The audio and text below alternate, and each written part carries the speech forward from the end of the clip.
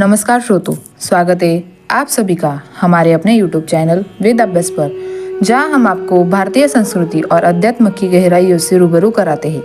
आज की हमारी कथा है एक ऐसे महान योगी की जिन्होंने हठ योग के माध्यम से अगणित लोगों को मोक्ष का मार्ग दिखाया है। जी हाँ, हम बात कर रहे हैं महान संत गोरक्षनाथ की। तो चलिए जानते हैं उनकी जीवन की अद्भुत कथा।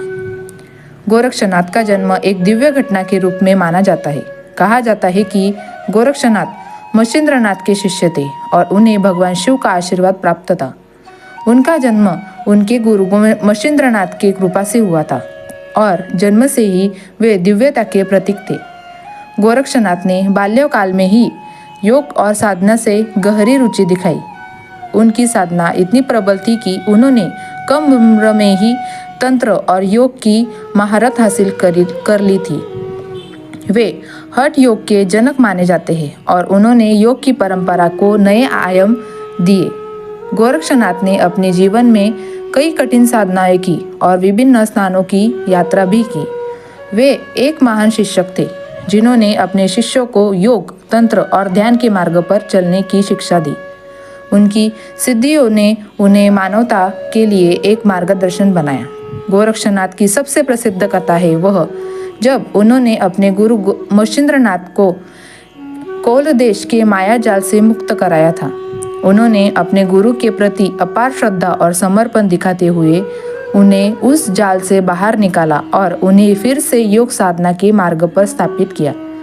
यह घटना गोरक्षनाथ की महान चरित्र और अद्वितीय साधना का प्रतीक है।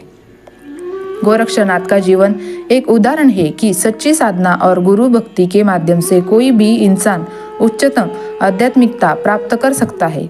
उन्होंने हठ योग को जन तन तक पहुंचाया और समाज के अध्यात्म और योग की नई लहर फैलाई। उनके शिष्य आज भी उनके बताए मार्ग पर चलकर समाज को एक नई दिशा दे रहे हैं। गोरक्षनाथ की कथा हमें यह सिखाती है कि एक सच्चा साधक कभी भी अपनी साधना से विचलित नहीं होता, चाहे कितनी भी कठिनाइयाँ क्यों ना आए। अगर हमारे पास दृढ़ निश्चय और सच्ची गुरु भक्ति हो तो हमें किसी भी बाधा को पार कर सकते हैं। तो श्रोतों, यह थी गोरक्षनाथ की अद्भुत कथा।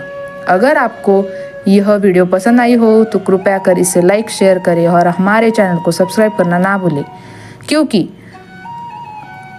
हम फिर मिलेंगे और नई कहानी के साथ ज़रूर हम आपको नई जानकारी देंगे। धन्यवाद। जय